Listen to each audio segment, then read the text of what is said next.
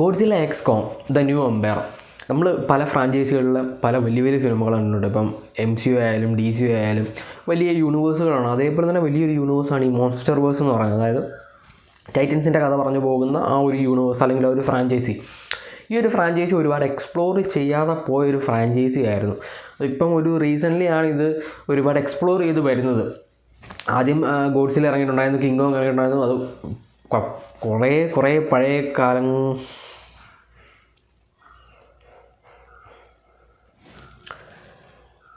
Godzilla x Kong the new Empire.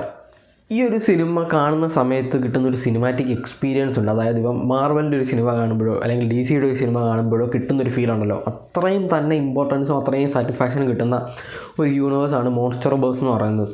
Monster വേഴ്സിൽ പറഞ്ഞു പോകുന്നത് ടൈറ്റൻസിൻ്റെ സ്റ്റോറിയാണ്. അതായത് king Kong, Godzilla, മോത്ര, scar king, അങ്ങനെ പോകുന്ന കുറേ ടൈറ്റൻസിൻ്റെ കഥ. അതായത് ഹ്യൂമൻസും ടൈറ്റൻസും കോഎക്സിസ്റ്റ് ചെയ്ത് പോകേണ്ട സാധനമാണ്. അതായത് നേച്ചറിലൊരു ഇംബാലൻസ് വരുന്ന സമയത്ത് ടൈറ്റൻസ് വരും, അല്ലെങ്കിൽ വലിയൊരു ടൈറ്റൻസ് വരുന്ന സമയത്ത് ആ ഒരു ടൈറ്റൻസിനെ നശിപ്പിക്കാനായിട്ട് കോങ്ങോ അല്ലെങ്കിൽ ഗോഡ്സില്ല വരും. അതൊക്കെയാണ് സ്റ്റോറി പറഞ്ഞു പോകുന്നത്. അപ്പം ഈ ഒരു യൂണിവേഴ്സ് വലുതായിട്ട് എക്സ്പ്ലോർ ചെയ്തിട്ടില്ലായിരുന്നു. പ്രത്യേകിച്ച് ഈ ഹോളോ എർത്ത് എന്ന് പറയുന്ന സാധനം റീസെൻ്റ്ലി ആണ് 2 സിനിമകളിലായിട്ടാണ് ഈ ഹോളോ എർത്തിനെ പറ്റിയിട്ട് നമ്മൾ അറിഞ്ഞതും പറഞ്ഞു വരുന്നതും. ഇതിനു മുമ്പ് മറ്റേ സ്കൾ ഐലൻഡിൽ നിന്ന് കോങ്ങിനെ കൊണ്ടുവരുന്നു, ഗോഡ്സില്ല എവിടുന്നോ വരുന്നു, ഇത് എവിടുന്ന് വരുന്നു, എന്തിനു വരുന്നു, അതിനെ പറ്റിയിട്ടൊന്നും വലുതായിട്ട് എക്സ്പ്ലോർ ചെയ്തില്ല. ഇൻഡിവിജ്വൽ മൂവിയായിട്ട് പോയിക്കൊണ്ടിരിക്കുന്നു. അങ്ങനെ 2021 കിങ് കോങ് വേഴ്സസ് ഗോഡ്സില്ല എന്ന് പറയുന്ന സിനിമ ഇറങ്ങുന്ന സമയത്താണ് ഹോളോ എർത്ത് എന്താണ്, അല്ലെങ്കിൽ ഇവർ തമ്മിലുള്ള കണക്ഷൻ എന്താണ്, ഗോഡ്സില്ല എന്തിനാണ് വരുന്നത്, അങ്ങനെ കുറേ സാധനങ്ങൾ പറഞ്ഞു പോകുന്നത്.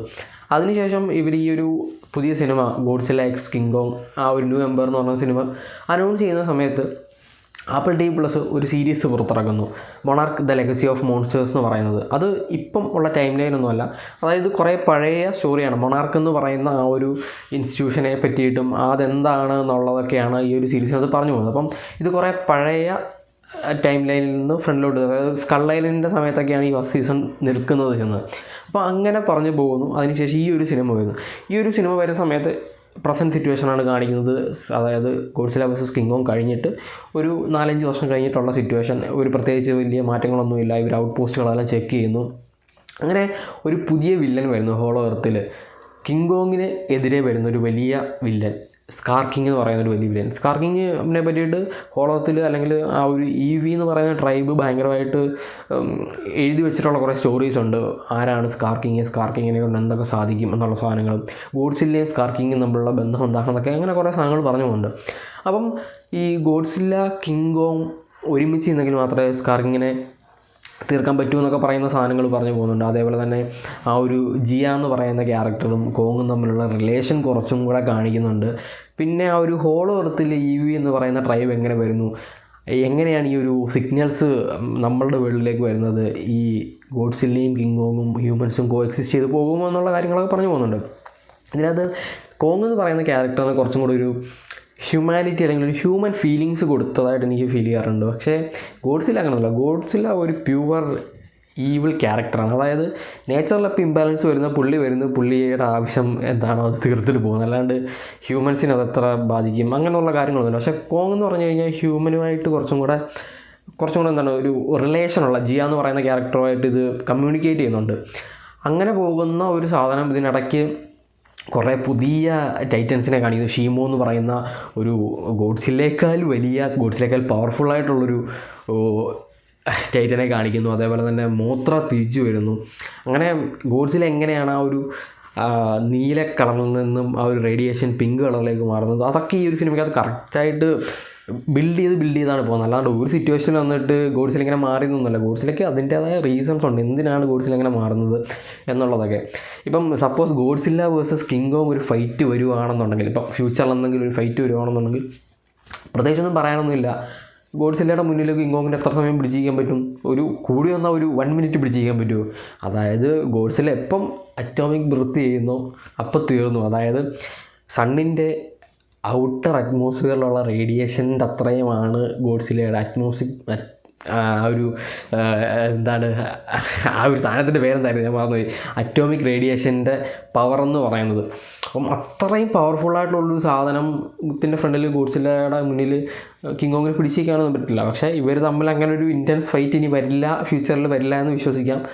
ഇവർ തമ്മിൽ വന്നിട്ടുള്ള ഗോഡ്സില്ല വേഴ്സസ് കിങ് കോങ്ങിൽ കോങ് തീരാറായതാണ് പാതിയോളം, അത്രയും പവർഫുള്ളാണ്. അപ്പം ഈ ഒരു ഇതിൽ സ്കാർക്കിങ് നമ്മൾ ഓൾറെഡി ഒരു സ്കാർക്കിങ്ങിനെ പറ്റിയിട്ട് വലിയൊരു സാധനം പറഞ്ഞു വെച്ചിട്ടുണ്ട്, സ്കാർക്കിങ് ഇങ്ങനെയാണ് അങ്ങനെയാണെന്ന്. പക്ഷേ എനിക്ക് തോന്നുന്നില്ല സ്കാർക്കിങ് അത്ര വലിയ പവർഫുള്ളായിട്ടുള്ള ഐറ്റം ഒന്നും ആണെന്ന്. ഷീമോയെ പ്രിസണിൽ വെച്ചിട്ടുണ്ട് സ്കാർക്കിങ്, അതുകൊണ്ട് മാത്രമാണ് സ്കാർക്കിങ് പിടിച്ചിരിക്കുന്നതാണ് എനിക്ക് തോന്നിയിട്ടുള്ളത്. അപ്പോൾ ഷീമോ ഇല്ലയെന്നുണ്ടെങ്കിൽ കിങ് കോങ്ങിന് തന്നെ വേണമെങ്കിൽ തീർക്കാവുന്നതേ ഉള്ളൂ ആ ഒരു സ്കാർക്കിങ്ങിന്, ഗോഡ്സില്ലയുടെ ഒരു ആവശ്യമില്ല.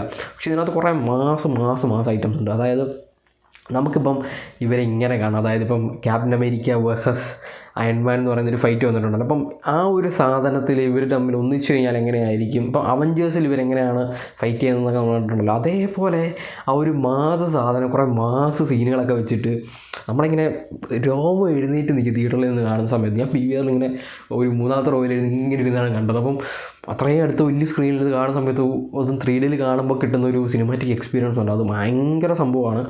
അത് തിയേറ്ററിൽ തന്നെ കണ്ടെങ്കിൽ മാത്രമേ ഈ ഒരു എക്സ്പീരിയൻസ് കിട്ടുമെന്നാണ് എനിക്ക് തോന്നുന്നത്. ഞാൻ നോക്കിയിട്ട് ആ ഒരു മൊണാർക്ക് ലെഗസി ഓഫ് മോൺസ്റ്റേഴ്സ് വരെ ആ ഒരു തിയേറ്ററിൽ കണ്ടിരുന്നെങ്കിൽ കുറച്ചും കൂടെ ഫീൽ കിട്ടിയേനെ. കാരണം പണ്ട് ഉള്ളൊരു പരാതിയായിരുന്നു ഗോഡ്സില്ലെ പകൽ വെളിച്ചത്തിൽ കാണിക്കുന്നില്ല, ഇരുട്ടിൻ്റെ പകലാണ് കാണിക്കുന്നുള്ളത്. ഇപ്പോൾ പകൽ നല്ല ഫുൾ സൈസിൽ കാണിച്ച് പോകുന്ന അത്രയും കിടിലം VFX ചെയ്തിട്ടുണ്ടായതുകൊണ്ട് ഭയങ്കര സെറ്റപ്പായിട്ടാണ് ചെയ്ത് വെച്ചിരിക്കുന്നത്. അതുകൊണ്ട് തന്നെ ആ ഒരു ഫുൾ സിനിമാറ്റിക് എക്സ്പീരിയൻസ് ഈ ഒരു സിനിമ കാണുന്ന സമയം നമുക്ക് കിട്ടും. അതായത് ഒരു ടൈറ്റൻ്റെ സ്റ്റോറി അല്ല, ഒരു സൂപ്പർ ഹീറോ സിനിമ കാണുന്ന ഫീലാണ് ഈ ഒരു Godzilla x king Kong the new empire കാണുമ്പോൾ കിട്ടുന്നത്.